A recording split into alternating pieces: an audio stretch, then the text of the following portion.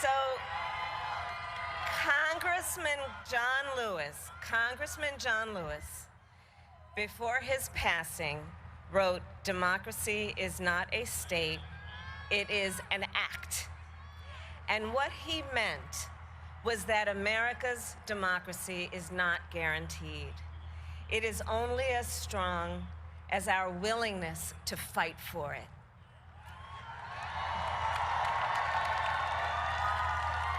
To guard it and never take it for granted. And protecting our democracy takes struggle, it takes sacrifice, but there is joy in it, and there is progress, because we, the people, have the power to build a better future.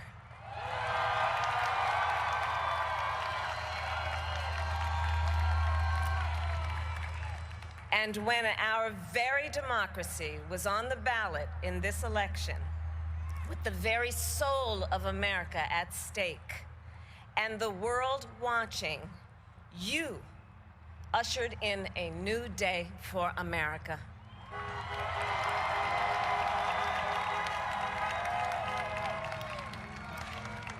To our campaign staff and volunteers, this extraordinary team, thank you for bringing more people than ever before into the democratic process. And for making this victory possible. To the poll workers and election officials across our country who have worked tirelessly to make sure every vote is counted, our nation owes you a debt of gratitude.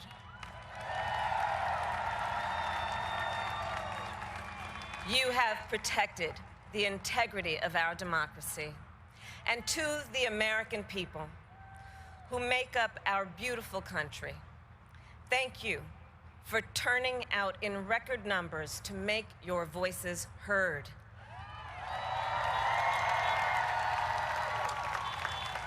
And I know times have been challenging, especially the last several months. The grief, sorrow, and pain, the worries and the struggles. But we have also witnessed your courage, your resilience, and the generosity of your spirit. For 4 years, you marched and organized for equality and justice, for our lives and for our planet. And then you voted.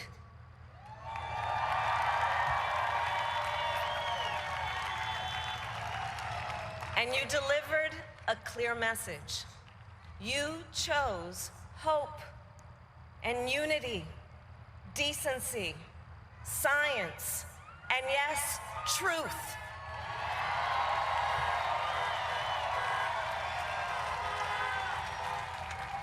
You chose Joe Biden as the next president of the United States of America.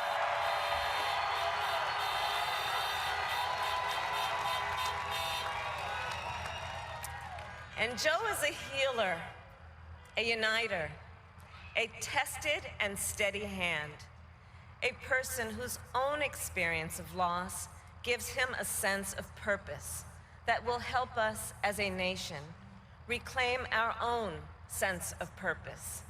And a man with a big heart who loves with abandon. It's his love for Jill, who will be an incredible First Lady.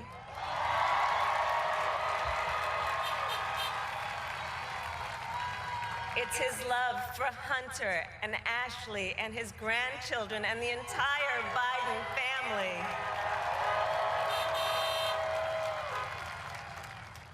And while I first knew Joe as vice president, I really got to know him as the father who loved Bo, my dear friend who we remember here today. And to my husband, Doug,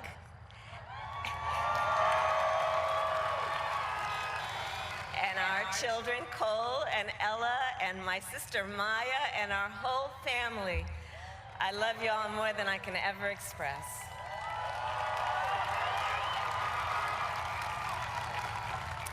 We are so grateful to Joe and Jill for welcoming our family into theirs on this incredible journey. And to the woman most responsible for my presence here today, my mother, Shamala Gopalan Harris, who is always in our hearts. When she came here from India at the age of 19, she maybe didn't quite imagine this moment. But she believed so deeply in an America where a moment like this is possible. And so I am thinking about her and about the generations of women, Black women,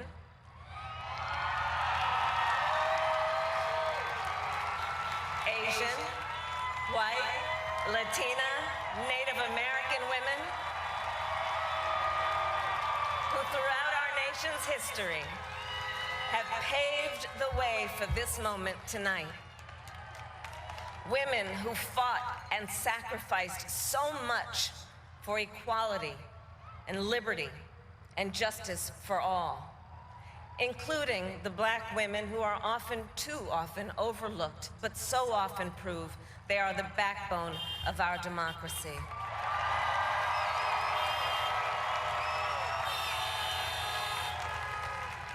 All the women who have worked to secure and protect the right to vote for over a century, 100 years ago with the 19th Amendment, 55 years ago with the Voting Rights Act, and now in 2020 with a new generation of women in our country who cast their ballots and continued the fight for their fundamental right to vote and be heard.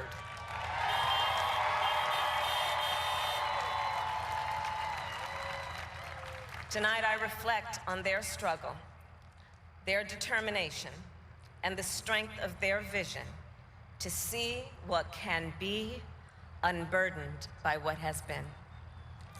And I stand on their shoulders. And what a testament it is to Joe's character that he had the audacity to break one of the most substantial barriers that exists in our country and select a woman as his vice president.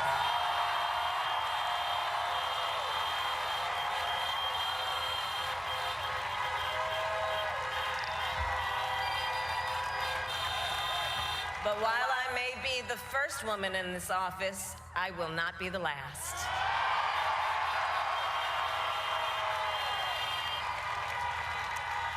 Because every little girl watching tonight sees that this is a country of possibilities. And to the children of our country, regardless of your gender, our country has sent you a clear message. Dream with ambition, lead with conviction, and see yourselves in a way that others may not, simply because they've never seen it before. But know that we will applaud you every step of the way.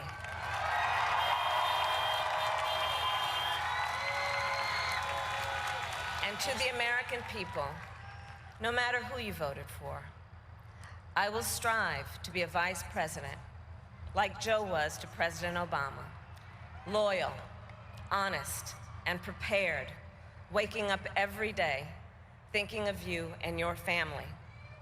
Because now is when the real work begins, the hard work, the necessary work, the good work, the essential work to save lives and beat this epidemic, to rebuild our economy so it works for working people, to root out systemic racism in our justice system and society, to combat the climate crisis, to unite our country and heal the soul of our nation.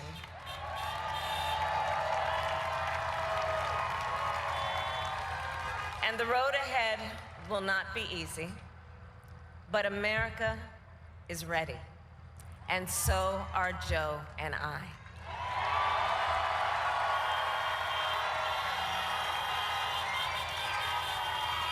We have elected a president who represents the best in us, a leader the world will respect and our children will look up to, a commander-in-chief who will respect our troops and keep our country safe, and a president for all Americans.